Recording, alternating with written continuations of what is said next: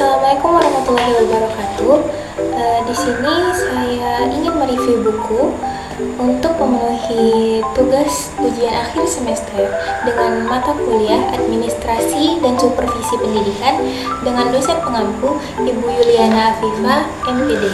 Baiklah, sebelumnya izinkan saya memperkenalkan diri. Nama saya Aywanisa dengan NIM 2012202354. Program Studi Pendidikan Agama Islam, Fakultas Tarbiyah dan Keguruan, Universitas Islam Negeri Sultan Taha Saifuddin Jambi, kelas 3L. Oke, pada tahap ini saya akan membacakan identitas dari buku yang akan saya review, yaitu judulnya Supervisi Pendidikan. Penulis Dr. Haji Mustaqim, MPD, editor penerbit yaitu Rahmi. Diterbitkan dicetak pada PT Revika Aditama di Jalan Mengger, Girang nomor 98, Bandung 40254. Cetakan ke-1 pada Februari 2020, nomor ISBN 9786237060512. Desain sampul oleh Eri Ambardi. Pada review buku kali ini, saya akan membahas tentang bab 3, yaitu mengenai kompetensi perencanaan dan pelaporan pengawas. Alfonso 1981 yang dikutip oleh Profesor Dr. Sri Banun Muslim pada tahun 2010 pada halaman 68 menyatakan supervisor harus memiliki technical competence dan managerial competence. Kompetensi pengawas taman kanak-kanak dan sekolah dasar atau madrasah ibtidaiyah, MTS atau SMP, MA atau SMA menurut Permendikan nomor 12 tahun 2007 ada 6 kompetensi, yaitu sebagai berikut. Yang pertama ada kompetensi kepribadian, yang kedua kompetensi supervisi manajerial, yang ketiga kompetensi supervisi akademik, yang keempat kompetensi evaluasi pendidikan, serta yang kelima kompetensi penelitian pengembangan, dan yang terakhir atau yang keenam yaitu kompetensi sosial. Pada pembahasan selanjutnya yaitu mengenai perencanaan dan pelaporan. Yang pertama yaitu perencanaan. Sebelum membicarakan teknik dan proses perencanaan, penyusunan memulai dari menawarkan konsep perencanaan dari para ahli, antara lain pendapat Kons dan O'Donnell yang dikutip oleh Mulida Hadriana Haryanti pada tahun 2009, halaman 35, bahwa perencanaan adalah memilih tujuan, kebijakan, prosedur, program, dan alternatif. Sekali lagi, bahwa perencanaan adalah bagaimana mencapai tujuan. Untuk mencapai tujuan dibutuhkan teknik merencanakan yang baik.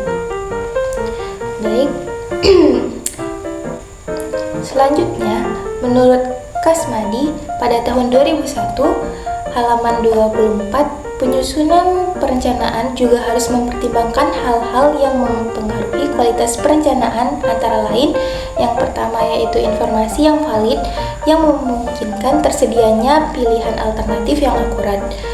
Selanjutnya sumber-sumber wacana yang tepat, terus sistem analisis dan sistem sintesis, yang keempat yaitu jadwal jaringan kinerja atau kerja, yang kelima yaitu sistem manajemen informasi, yang keenam yaitu modeling simulasi, yang ketujuh analisis lingkungan dan perkiraan kebutuhan, yang kedelapan sistem manajemen dan pengawasan, yang kesembilan teknik perencanaan pendidikan atau riset operasional, yang kesepuluh kebijakan tingkat nasional, regional, dan lokal. Lalu, bagaimana proses perencanaan yang memadai? Para ahli telah menyiapkan jawaban yang tidak seragam. Misalnya, yang pertama yaitu Kons O'Donnell dan Weyrich pada tahun 1986 menyatakan bahwa pada garis besarnya proses perencanaan terdiri atas 8 langkah, yaitu yang pertama, sadar adanya masalah, yang kedua, penentuan sasaran dan tujuan, yang ketiga, pertimbangan premis perencanaan, yang keempat, identifikasi alternatif, dan yang kelima, perbandingan alternatif, serta yang keenam, pemilihan sebuah alternatif, dan yang ketujuh, perumusan rencana pendukung atau sumber, serta yang terakhir, yang kedelapan yaitu rincian biaya yang diperlukan. Selanjutnya yang kedua itu dari Middleton dan W.D. Meyer pada tahun 1985 mengemukakan bahwa proses perencanaan adalah penerapan berpikir rasional dan aplikasi pengetahuan untuk mengadaptasi sistem.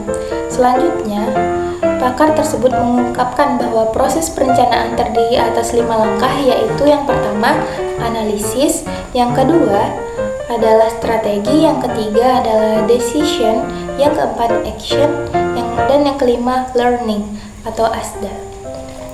Selanjutnya yang ketiga yaitu Schelling dan King pada tahun 1968 mensinyalir adanya 5 aspek kritis dalam proses perencanaan, yaitu tujuan, pengumpulan data, informasi dan perkiraan, pembuatan berbagai asumsi, penentuan tujuan khusus, dan pembangunan atau perincian rencana. Disarikan dari Endang Suenari pada tahun 2000 di halaman 37-43. Setelah mencermati ansar-ansar menyusun perencanaan yang bermutu, maka pengawas diharapkan bisa mengadopsi prinsip-prinsip penyusunan perencanaan supervisi, baik supervisi akademik maupun supervisi manajerial, meskipun tidak sama persis. Pembahasan selanjutnya yaitu mengenai pelaporan.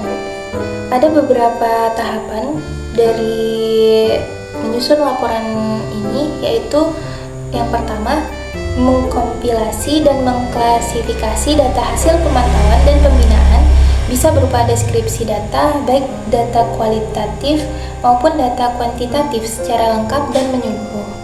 Yang bagian B, menganalisis data hasil pemantauan dan pembinaan, bisa berupa analisis deskriptif, analisis komparatif, dan analisis asosiatif.